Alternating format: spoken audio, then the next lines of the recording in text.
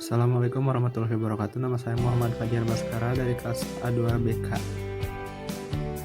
Saya menjelaskan pengaruh buruk self-defense mekanisme yang berlebihan.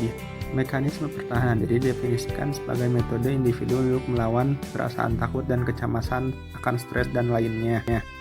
Ada beberapa penyebab orang melakukan self-defense mekanisme. Yang pertama itu kecemasan. Kecemasan itu ada 3, yaitu kecemasan moral, kecemasan realistis, dan kecemasan neurotik.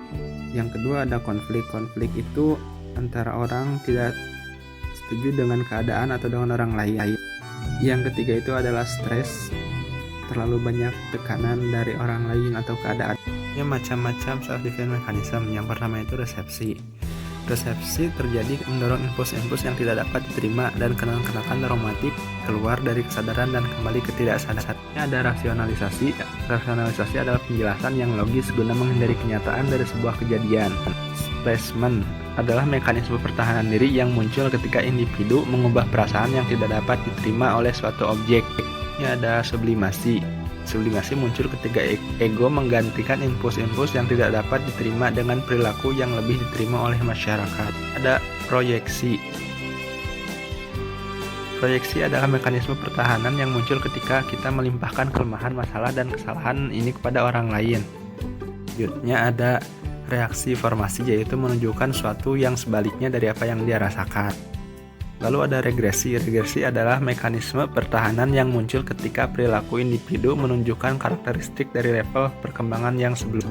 Lalu ada fiksasi, yaitu mekanisme pertahanan yang dimana individu itu kembali lagi ke perkembangan berikutnya dan menetap di situ. Lalu ada denial. Denial terjadi dengan menyangkal kenyataan atau menyangkal impuls-impuls. Ada isolasi, yaitu mekanisme pertahanan ini bekerja dengan cara mengisolasi kejadian dalam ingatan atau mengisolasi emosi dari isi memori atau impuls. Lalu ada withdrawal atau avoidance, yang merupakan mekanisme pertahanan diri di mana individu menarik diri atau menghindari objek yang telah atau pernah memberikan trauma kepadanya. Terakhir itu ada undoing. Undoing ini sama seperti reaksi formasi. Selanjutnya ada dampak dari self-defense mekanisme yang berlebihan. Yang pertama, individu hanya ingin mengenal hal-hal yang menyenangkan baginya. Yang kedua, berusaha tidak ingin melihat kejadian yang menyesakan. Yang ketiga, hanya ingin mendengar berita baik dan menolak berita buruk. Yang keempat, lebih mengingat hal positif daripada negatif, padahal negatif juga ada yang baiknya untuk dirinya. Yang kelima, tahap perkembangannya bisa saja mundur lagi. Yang keenam, tidak fokus belajar. Yang ketujuh, mengalami kesulitan ketika menghadapi masalah di dunia nyata.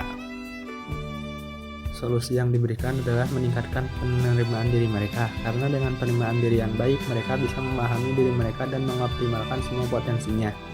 Penerimaan diri ini merupakan suatu individu tentang karakteristik kepribadiannya akan kemauan untuk hidup, kondisi dirinya untuk mencapai keinginan-keinginan sehingga terus mengembangkan dirinya.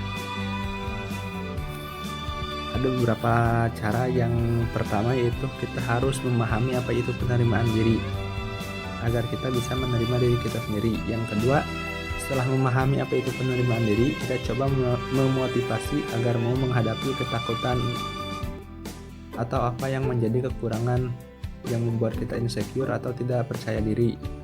Selanjutnya, tetap berpikir positif, jangan memikirkan hal-hal yang negatif. Selanjutnya, memberikan pemahaman bahwa setiap manusia itu mempunyai kelebihan dan kekurangan masing-masing, dan belajar menerima kelebihan dan kekurangan tersebut agar mereka dapat mengoptimalkan kelebihan mereka. Yang terakhir itu meyakinkan siswa agar siswa merasa yakin terhadap diri mereka sendiri dan bisa tampil percaya diri. Sekian dari saya, kurang lebihnya mohon maaf. Wassalamualaikum warahmatullahi wabarakatuh.